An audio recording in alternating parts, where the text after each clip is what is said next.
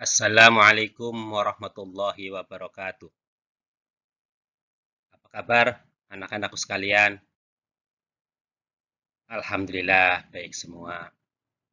Jumpa lagi dengan saya, Bapak Nurul Fauzi, dalam mata pelajaran Pendidikan Agama Islam dan Budi Pekerti kelas 8. Baiklah anak-anakku sekalian, pada kesempatan kali ini mari kita akan membahas materi pelajaran Pendidikan Agama Islam, yaitu lebih dekat kepada Allah dengan mengamalkan sholat sunnah.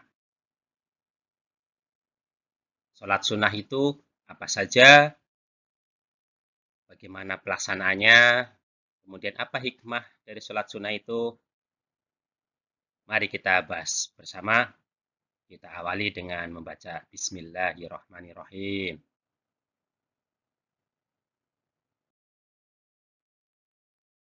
Sholat sunnah nanti lazimnya pelaksanaannya ada yang dikerjakan secara bersama-sama atau berjamaah, dan juga ada yang pelaksanaannya secara munfarid atau sendirian.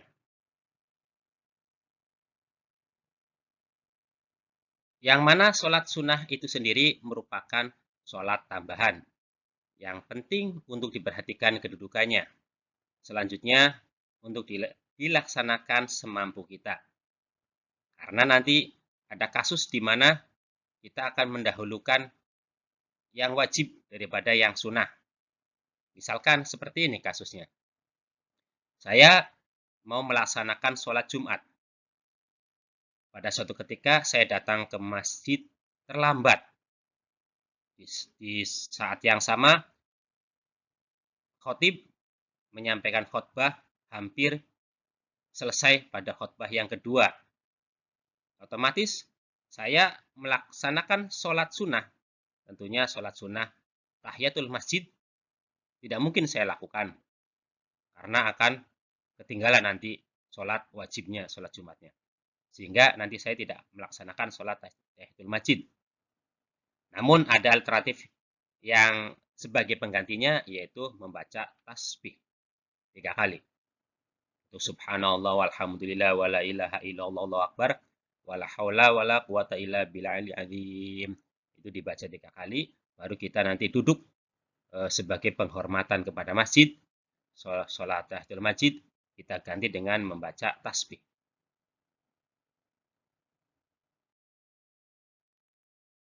Kita kembali lagi ke subbahasan, yaitu tentang sholat sunnah. Yang pertama, secara definisi dulu. Pengertian sholat sunnah adalah sholat selain sholat wajib 5 waktu yang biasa dilaksanakan oleh Rasulullah Shallallahu Alaihi Wasallam. Sholat sunnah tujuannya adalah untuk mendekatkan diri kepada Allah serta untuk mendapatkan pahala. Karena untuk sholat itu sendiri, untuk sholat sunnah itu sendiri, ketika dikerjakan mendapat pahala, ketika kita tidak mengerjakan maka tidak mendapatkan dosa.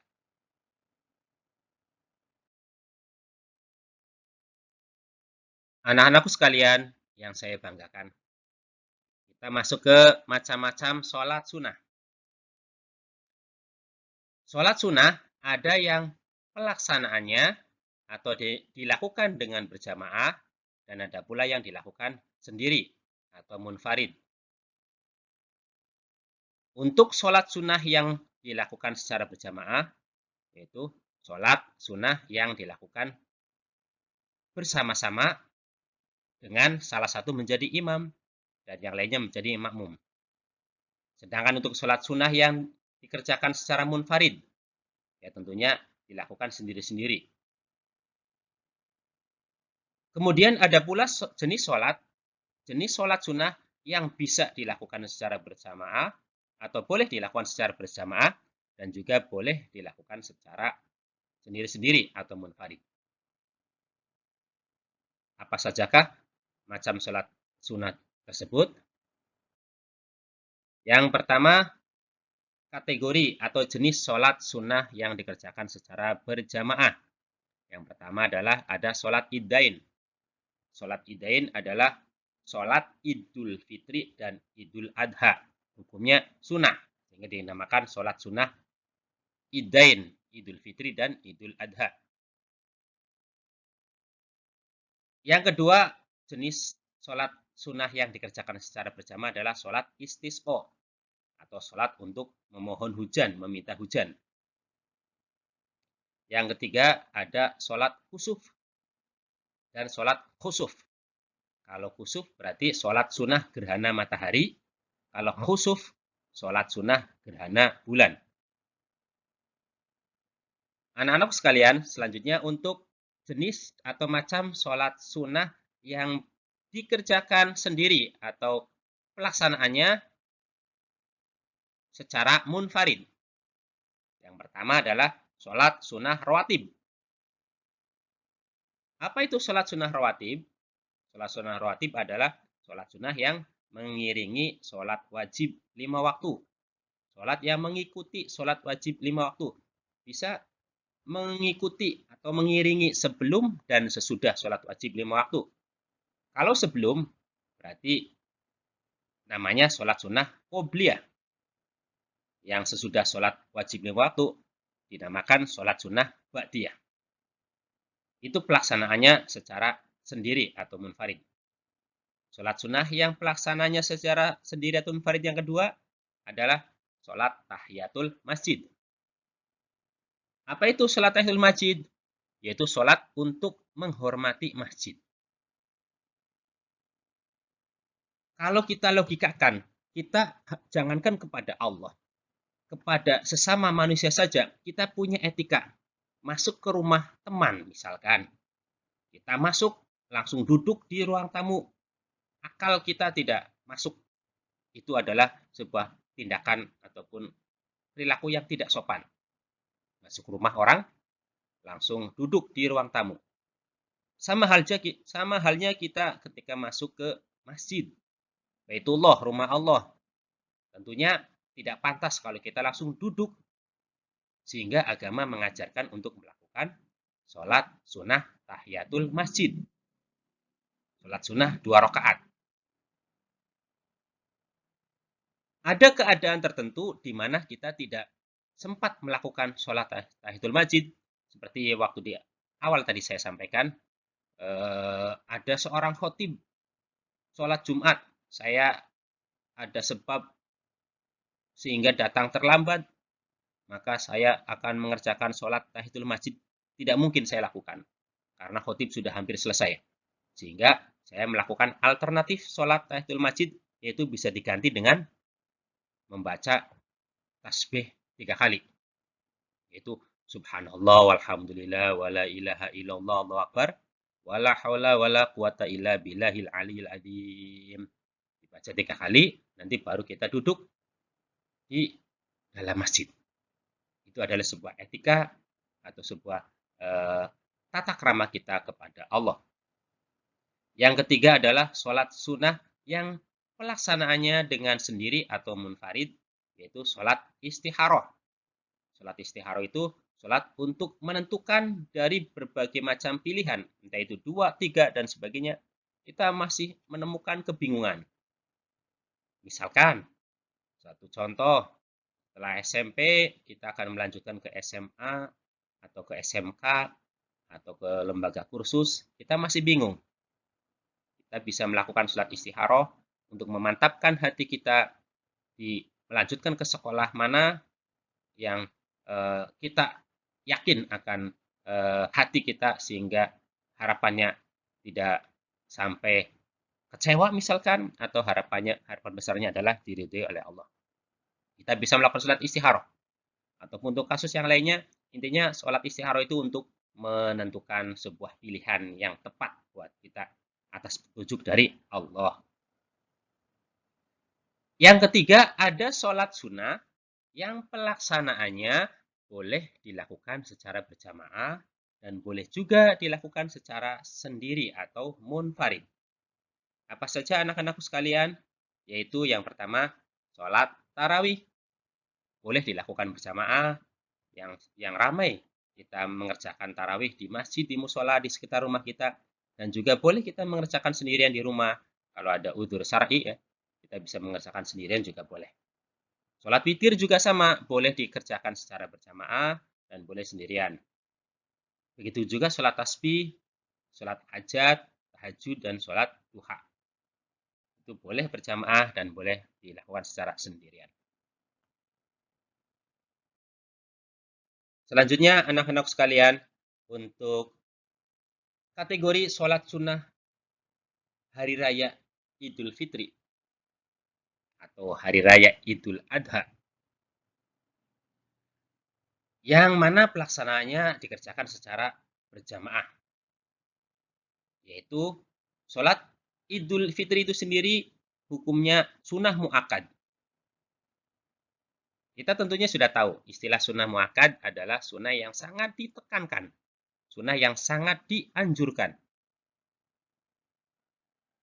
Bagi laki-laki ataupun perempuan, baik yang bermukim atau musafir, orang yang dalam perjalanan, itu semua ditekankan atau dianjurkan untuk melakukan sholat id, Idul Fitri atau Idul Adha.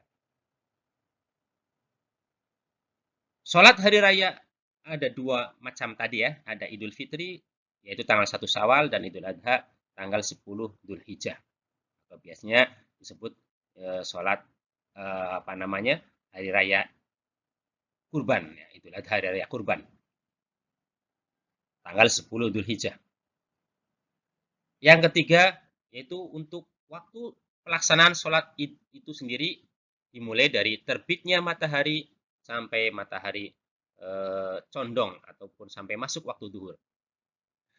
Ada kesunahan di sini untuk sholat Idul Fitri itu pelaksananya agak sedikit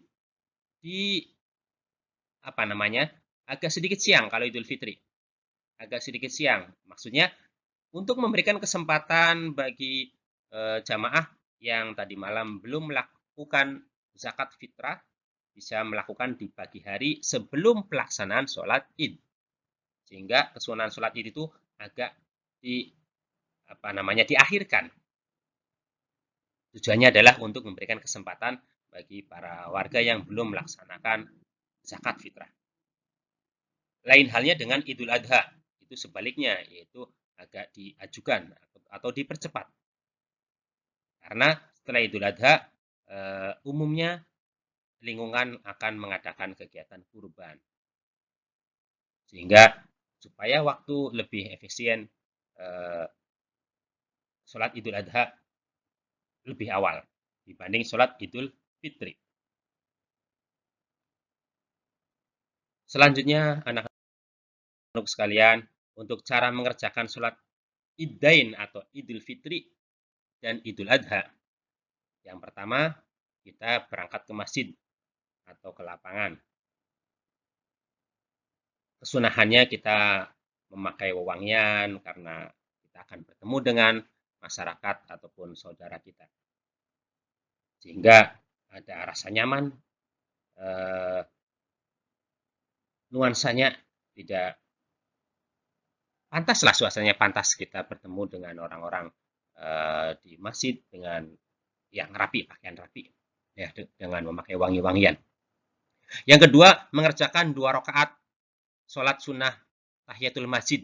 Karena kita mau sholat Idul Fitri di dalam masjid, seperti tadi ada kesunahan sebelum duduk kita mengerjakan sholat sunnah tahiyatul masjid. Jika sholat Idul Fitri itu dilakukan di masjid. Selanjutnya, untuk melafalkan niat sholat. Niat di dalam hati. Namun, lisan kita adalah untuk menuntun hati dalam niat, sehingga lisan kita melafalkan niat sekiranya minimal terdengar oleh telinga kita sendiri. Saya ulangi lagi, niat di dalam hati dibantu oleh lisan untuk memantapkan hati kita dalam menjalankan ibadah. Ibadah sholat sunnah Idul Fitri, niatnya sholli sunatal Idul Fitri rakaataini makmuman lillahi ta'ala, kalau kita menjadi makmum. Kalau menjadi imam tinggal diganti imaman lillahi ta'ala. Untuk sholat Idul Adha, usolli sunatal Idul Adha rakaataini makmuman lillahi ta'ala. Dilafalkan, lidah kita, lisan kita melafalkan niat. Dilafalkan niat sekiranya terdengar oleh telinga kita sendiri. Tidak usah terlalu keras, akan mengganggu jamaah yang lainnya.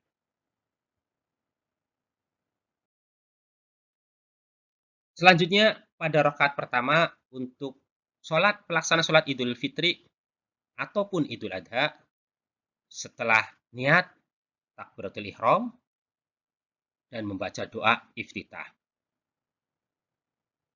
Sebelum membaca surat Al-Fatihah, kesunahannya yaitu membaca takbir 7 kali. Saya ulangi lagi, setelah takbiratul ihram, kita membaca doa iftitah, kemudian kita takbir 7 kali. Di setiap takbir, kita juga disunahkan untuk membaca subhanallah walhamdulillah wala ilaha illallah wallahu akbar. Jadi sekali takbir kita membaca subhanallah walhamdulillah wala ilaha illallah wallahu akbar. Dan seterusnya takbir lagi sampai 7 kali. Allahu akbar. Subhanallah walhamdulillah wala ilaha illallah wallahu akbar. Allahu akbar. Subhanallah walhamdulillah wala ilaha illallah wallahu akbar. Dan seterusnya sampai 7 kali. Itu pada rakaat yang pertama. Kemudian baru membaca surat Al-Fatihah dan surat-surat pendek. Yang kedua, pada rakaat kedua, setelah bangkit dari sujud yang kedua, rakaat pertama, sujud yang kedua, kemudian bangkit untuk meneruskan rakaat yang kedua, takbir intikol. Takbir intikol itu takbir untuk perubahan gerakan sholat. Kita berdiri Allahu Akbar. Kita berdiri bangkit dari sujud yang kedua. Kemudian kita takbir 5 kali. Kesunahan takbir 5 kali pada rakaat kedua. Saya ulangi lagi. Pada rakaat pertama takbirnya 7 kali. Setelah takbiratul ihram. Pada rakaat kedua setelah takbir intikol kita disunahkan takbir 5 kali. Di setiap takbir, setelah takbir, kita membaca subhanallah walhamdulillah wala ilaha illallah wallahu akbar. Kemudian takbir lagi Allahu akbar. Subhanallah walhamdulillah wala ilaha illallah wallahu akbar. Sampai 5 kali. Kemudian surat Al-Fatihah dan membaca surat-surat pendek. Anak-anakku sekalian, yang selalu saya banggakan. Sholat Idul Fitri ini dilakukan sebagaimana sholat sunnah lainnya. Maksudnya, setiap sholat, entah itu sholat wajib, entah itu sholat sunnah, semuanya bacaannya sama. Sholat itu dimulai dari takbiratul ihram, diakhiri dengan salam. Semuanya bacaan sama. Hanya yang membedakan adalah niatnya. Untuk sholat Idul Fitri ini ada khutbah. Ada 2 khutbah. Ada 2 khutbah. Yang mana pelaksananya itu setelah sholat Id. Setelah sholat Id selesai, kita akan mendengarkan khotib untuk menyampaikan khutbahnya. Untuk khutbah pertama, kesunahannya sang khotib membaca takbir 9 kali. Kemudian untuk khutbah yang kedua, sang khotib kesunahannya membaca takbirnya 7 kali.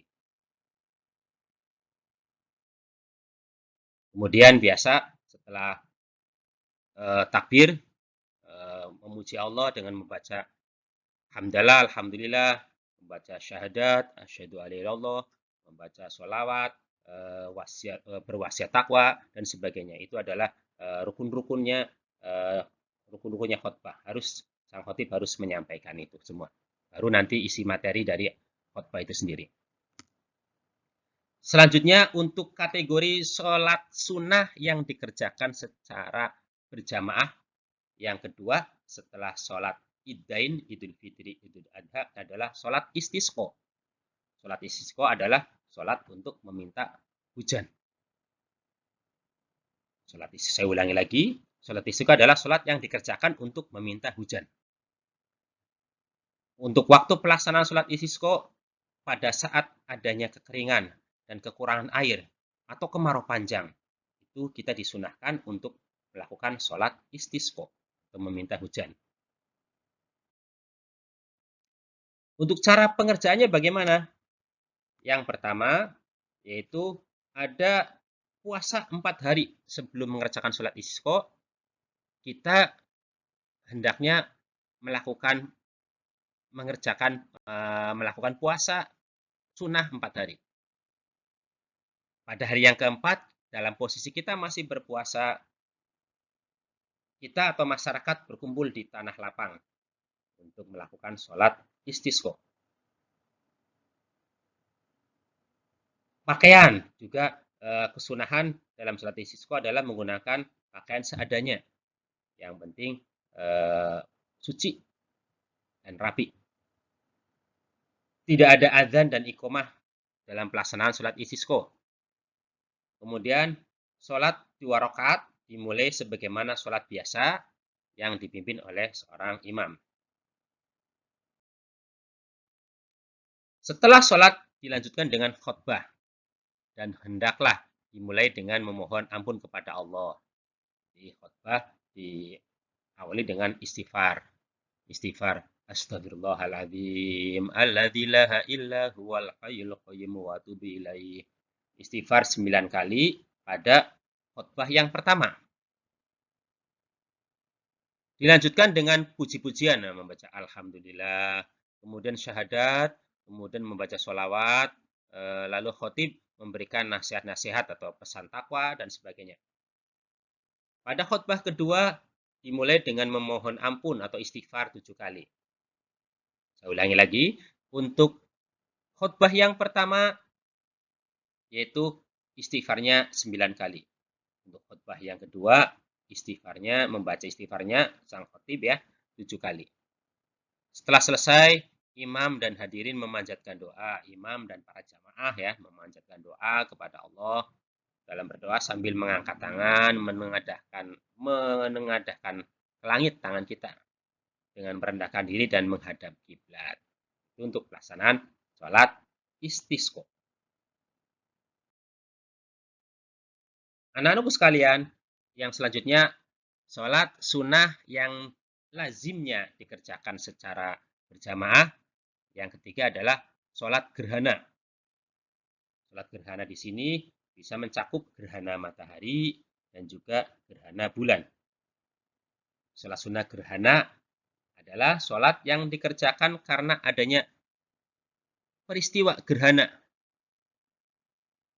Fenomena alam berupa gerhana, entah itu gerhana matahari ataupun gerhana bulan. Sholat gerhana bulan dinamakan sholat khusuf. Dan untuk sholat gerhana matahari dinamakan sholat kusuf. Kedua sholat ini hukumnya sunnah mu'akkad. Maksudnya sunnah yang sangat dianjurkan, sangat ditekankan. Atau boleh istilah saya, sholat sunnah mu'akkad adalah sholat sunnah yang mendekati wajib. Karena sangat dianjurkan, sangat ditekankan. Yang keempat, untuk waktu pelaksanaan sholat gerhana matahari, yaitu mulai timbulnya gerhana sampai matahari normal sampai matahari kembali seperti biasa atau sampai terbenam. Sholat gerhana bulan, waktunya mulai terjadi gerhana itu sampai terbit kembali, maksudnya sampai normal kembali atau sampai bulan tampak kembali utuh.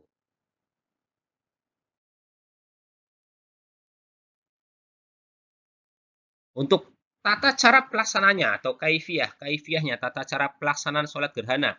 Sholat gerhana yaitu sholat 2 rakaat dilakukan tidak seperti sholat sunnah biasa. Karena di sini nanti ada perbedaan pada sholat gerhana dengan sholat-sholat sunnah biasa. Yaitu pada 2 rakaat sholat gerhana itu di situ ada 4 kali ruku. Yang umumnya setiap sholat sunnah satu kali rakaat itu 1 ruku. Kalau gerhana 1 kali rakaat itu ada 2 kali ruku, 2 kali sujud. Itu rakaat pertama, rakaat kedua pun sama, 2 kali ruku, 2 kali sujud. Sehingga dalam satu pelaksanaan sholat gerhana 2 rakaat ada 4 kali ruku. Pada rakaat pertama setelah takbiratul ihram membaca surat yang panjang. Kemudian saya ulangi lagi, setelah takbiratul ihram biasa membaca Al-Fatihah ya, membaca Al-Fatihah dan surat-surat yang dianjurkan surat yang panjang. Kemudian ruku, setelah ruku i'tidal. Pada umumnya setelah i'tidal kita melakukan sujud, tapi untuk sholat gerhana kita tidak sujud, namun kembali tangan kita dalam posisi bersedekap atau kembali kita langsung membaca surat Al-Fatihah. Saya ulangi lagi. Pada rakaat pertama setelah takbiratul ihram membaca surat yang panjang, kemudian ruku dan i'tidal. Setelah i'tidal tidak langsung sujud, melainkan membaca surat Al-Fatihah yang kedua dan surat yang lebih pendek. Kemudian ruku yang kedua, i'tidal yang kedua, biasa membaca sami Allahu liman hamidah, Rabbana lakal hamdu mil'u samawati wa mil'ul ardi wa mil'u ma syi'ta min syai'in ba'du. Kemudian sujud seperti sebagaimana biasa. Sehingga dalam satu rakaat sholat gerhana itu berisi 2 kali ruku.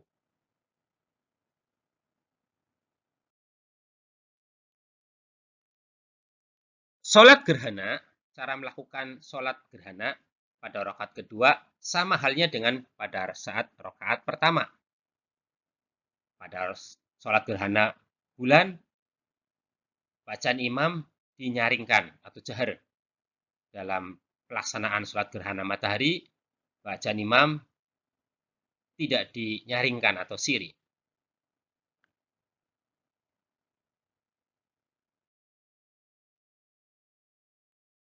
Selanjutnya, sholat sunnah yang dikerjakan secara berjamaah, yaitu sholat gerhana tadi ya, yaitu kita masuk ke lafaz niatnya. Niat sholat gerhana matahari atau sholat khusuf. Usoli sunatali khusufi syamsi. Rok'ataini lillahi ta'ala. Untuk niat sholat gerhana bulan, sholat khusuf. Usoli sunatali khusufil qomari. Disebutkan gerhananya apa? Qomari. Rok'ataini lillahi ta'ala. Itu gerhana bulan.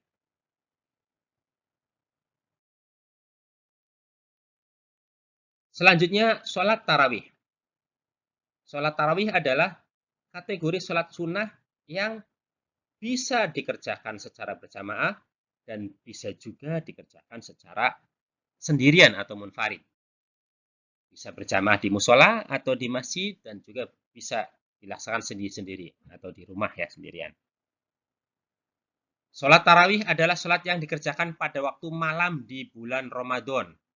Hukum sholat tarawih adalah sunnah mu'akad atau sholat tarawih yang hukum sunnah mu'akad adalah yang sangat dianjurkan atau sangat ditekankan. Waktu pelaksananya sholat tarawih adalah setelah sholat isya sampai terbit fajar. Sholat tarawih cara pelaksanaannya yaitu niat mengerjakan sholat tarawih. Usuli sunatat tarawihi rok'ataini.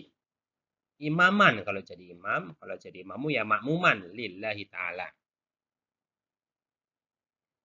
Untuk cara mengerjakannya sama persis dengan sholat-sholat pada umumnya. Tidak ada perbedaan, sama persis. Dimulai takbiratul ihram, di akhir dengan salam, yang membedakan hanya pada niatnya saja. Anak-anakku sekalian, selanjutnya untuk sholat yang dikerjakan secara berjamaah yaitu sholat witir. Walaupun sholat witir juga bisa juga dikerjakan secara munfarid atau sendirian. Seperti halnya tadi sholat tarawih. Sholat witir hukumnya sunnah mu'akad. Sunnah mu'akad artinya pekerjaan ibadah sunnah yang sangat diutamakan. karena selalu dikerjakan oleh Rasulullah Shallallahu Alaihi Wasallam. Waktunya sesudah sholat Isya sampai fajar. Biasanya pada bulan Ramadan, sholat witir dirangkai dengan sholat tarawih. Bilangan rakaat boleh 1, 3, 5, 7, sampai 11 rakaat. Selanjutnya, tata cara pelaksanaan sholat witir. Yang pertama, waktunya pada malam hari setelah sholat Isya. Pada bulan Ramadan setelah sholat tarawih. Dilaksanakan secara berjamaah atau boleh dilaksanakan secara sendirian atau munfarid. Jumlah rakaatnya ganjil. Nanti dalam pelaksananya ada 2 macam niat, yakni niat untuk sholat 2 rakaat ganjil, 2 rakaat, dan niat untuk 1 rakaat. Sehingga 2 rakaat salam, 1 rakaat salam. Yang niat yang untuk yang 2 rakaat berarti usolli sunatal witri rakaataini makmuman lillahi ta'ala. Kalau jadi makmum, saya ulangi lagi. Usolli sunatal witri rakaataini makmuman lillahi ta'ala. Nanti kalau untuk niat yang 1 rakaat, berarti rakaataini diganti rakaatan. Usolli sunatal witri rakaatan makmuman lillahi ta'ala. Atau kalau jadi imam ya imaman lillahi ta'ala.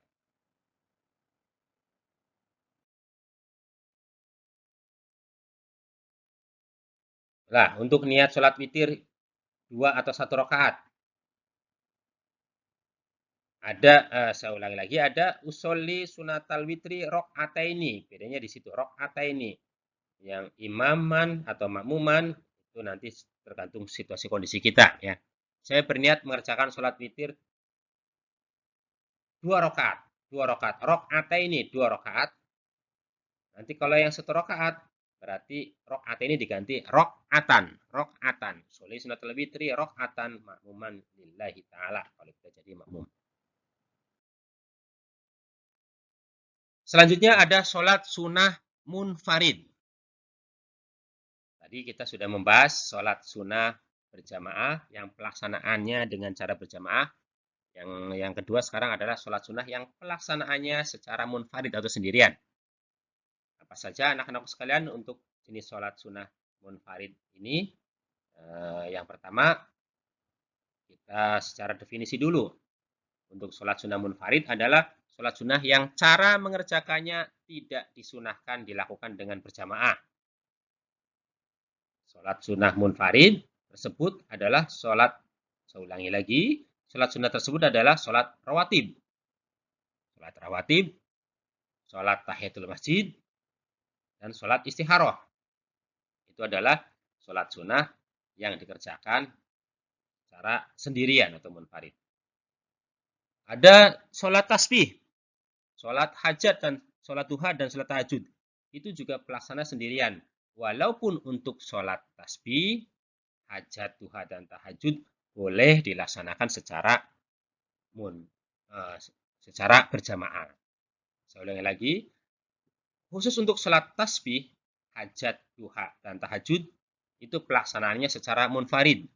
Walaupun boleh juga dikerjakan secara berjamaah. Sehingga untuk sholat tasbih, hajat, duha, tahajud itu ada 2 alternatif cara pelaksanaannya, yaitu boleh munfarid dan boleh berjamaah.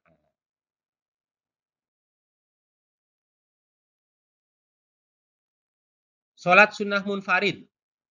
Yang pertama, sholat sunnah yang dikerjakan secara sendirian yang pertama adalah sholat rawatib. Sholat rawatib, sholat sunnah yang dilakukan sebelum dan sesudah sholat wajib. Sholat fardu 5 waktu. Hukumnya adalah mu'akad. Sholat rawatib ada yang dihukumi mu'akad, mohon maaf, dan ada juga yang dihukumi ghairu mu'akad. Sholat sunnah yang mu'akad maksudnya sholat sunnah yang sangat dianjurkan. Karena Rasulullah selalu mengerjakannya. Untuk sholat rawatib ghairu mu'akad, sholat sunnah rawatib ghairu mu'akad, itu sholat sunnah yang dianjurkan saja. Namun Rasulullah kadang tidak selalu mengerjakannya. Sehingga ada istilahnya ghairu mu'akad. Untuk cara mengerjakan sholat rawatib sama dengan sholat pada umumnya, ya. Pada sholat pada umumnya, sholat biasa. Yang membedakan hanyalah niatnya. Sholat sunnah munfarid, sholat rawatib yang kategori sunnah muakkad yang sangat dianjurkan, ditekankan ada 2 rakaat sebelum subuh, 2 rakaat sebelum zuhur, 2 rakaat sesudah zuhur, 2 rakaat sebelum maghrib, dan 2 rakaat sesudah isya.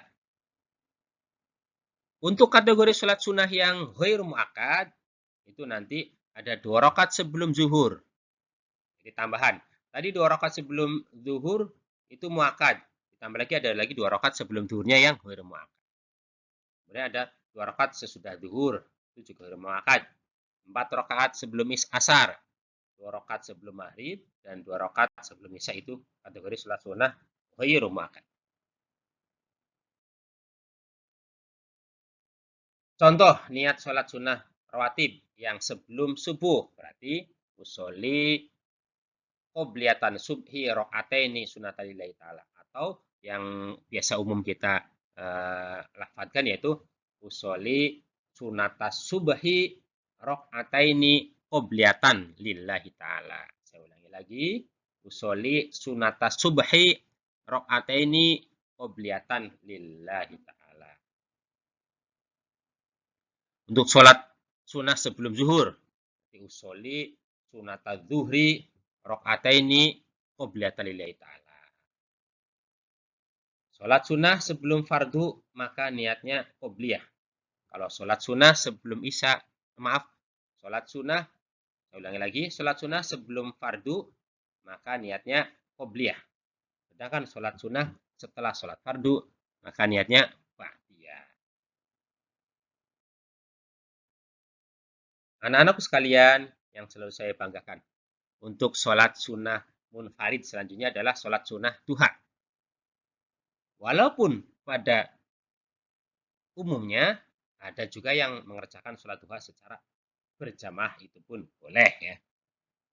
Pada prinsipnya memang sholat duha adalah sholat yang dikerjakan sendirian. Walaupun perkembangannya, ya, sekarang sholat duha secara agama ya, boleh dikerjakan secara berjamaah. Sholat duha dimulai dari matahari setinggi tombak, atau kira-kira pukul 7 lah, pukul 7. Sampai dengan tergelincir matahari. Sampai dengan masuk waktu duhur. Jumlah rakaatnya sholat sunnah duha yaitu minimal 2 rakaat, 4, 8, 10. Yang paling afdulnya adalah 12 rakaat. Anak-anakku sekalian yang selalu saya banggakan. Untuk selanjutnya adalah masih terkait sholat duha, cara mengerjakannya yang pertama dengan niat. Perlu saya ulang-ulang di sini. Untuk niat itu di dalam hati, namun lisan fungsinya untuk membantu hati, memantapkan hati, yaitu lisan kita ucapkan niat. Jadi lisan itu fungsinya membantu niat yang di dalam hati. Itu usolli sunata duha rakaataini lillahi ta'ala. Saya ulangi lagi, usolli sunata duha rakaataini lillahi ta'ala. Niat dilafalkan, seenggak-enggaknya, setidak-tidaknya terdengar oleh telinga kita sendiri dalam melafalkan niat. Usolli sunata duha rakaataini sunata lillahi ta'ala. Saya ulangi lagi, usolli sunata duha rakaataini lillahi ta'ala. Dikerjakan seperti biasa setelah membaca Al-Fatihah, dianjurkan membaca surat-surat pendek. Namun di sini lebih diutamakan setelah Al-Fatihah membaca surat Asy-Syamsi pada rakaat pertama. Pada rakaat kedua setelah Fatihah membaca surat Ad-Duha. Untuk doanya, doa sholat duha, Allahumma inna duha'a duhauka wal baha'a bahuka wal jamala jamaluka wal quwata quwatuka wal qudrata qudratuka wal ismata ismatuka. Allahumma in kana rizqi fi sama'i fa'anzilhu wa in kana fil ardi fa'akhrijhu wa in kana mu'siran fayassirhu wa in kana haraman fatuhirhu wa in kana ba'idan faqribhu bihaqqi duhaika wa bahaika wa jamalika wa quwwatika wa qudratika atini ma atita ibadika sholihin. Kemudian selanjutnya anak-anak sekalian, untuk sholat sunnah yang dikerjakan secara munfarid atau sendirian, yaitu sholat tahajud. Sholat sunnah tahajud adalah sholat sunnah 2 rakaat yang dilakukan sebelum matahari terbit atau sebelum dini hari. Sholat sunnah tahajud dilakukan minimal 2 rakaat dan tidak ditentukan banyaknya rakaat. Sholat tahajud sangat dianjurkan dan memiliki keutamaan yang besar karena Rasulullah selalu mengerjakan sholat ini. Sholat tahajud itu kategori sholat malam, sehingga faktor penentunya yaitu harus tidur di malam hari dan bangun dari tidur adalah istilah sholat tahajud. Kalau kita sholat malam, sementara posisi kita belum tidur, sampai jam berapapun kita belum tidur, kemudian kita sholat tahajud, maka belum dianggap sebagai sholat malam atau sholat qiyamul lail, tahajud. Jadi faktor utamanya harus tidur dulu. Baru bangun dari tidur, qiyamul lail, itu adalah sholat tahajud. Niat sholat tahajud. Usolli sunatat tahajudi rakaataini lillahi ta'ala. Saya niat sholat sunat tahajud 2 rakaat karena Allah Ta'ala. Selanjutnya anak-anak sekalian, untuk hikmah melaksanakan sholat sunnah itu apa? Yaitu sebagai sarana mendekatkan diri kepada Allah. Penolong dalam segala urusan penting. Kita bisa mendapat petunjuk Allah dengan sholat istikharah, dengan sholat istisqa memohon hujan, kita memohon kepada Allah, memohon pertolongan dalam segala urusan, yaitu kepada Allah Subhanahu wa Ta'ala. Yang ketiga, bisa menambal kekurangan yang mungkin terdapat pada sholat fardu. Tadi di awal sudah saya sampaikan, sholat wajib 5 waktu kadang kita banyak masalah, banyak problem, tidak sempurna lah, menjadikan tidak sempurna sholat wajib. Maka sholat sunnah fungsinya sebagai menambal atau menyempurnakan kekurangan yang mungkin terdapat pada sholat wajib, sholat fardu. Itu tadi ya. Yang keempat, hikmah melaksanakan sholat sunnah adalah sholat adalah sebaik-baik amalan. Hikmah yang kelima adalah dihapuskan dosa dan ditinggikan derajatnya. Anak-anakku sekalian, yang terakhir adalah hikmah melaksanakan sholat sunnah, baik secara berjamaah ataupun munfarid. Yang pertama, yaitu memunculkan sikap kebersamaan dan kepedulian sosial. Yang kedua, hikmah sholat sunnah berjamaah atau munfarid, yaitu memunculkan sikap demokratis. Yang ketiga, memunculkan sikap disiplin. Anak-anak sekalian, demikianlah pembahasan lebih dekat dengan Allah dengan mengamalkan sholat sunnah. Semoga kita bisa melaksanakannya dan pembahasan tadi menambah ilmu, bermanfaat buat kita semua dalam kehidupan sehari-hari. Apapun amal ibadah yang sudah diridhoi Allah, pasti akan merasa nyaman, tenang kita hidup di dunia, bahkan nanti di akhirat. Demikian saja pembahasan pada pertemuan ini. Sebelum kita tutup, mari kita membaca Alhamdulillahirrabbilalamin. Wassalamualaikum warahmatullahi wabarakatuh.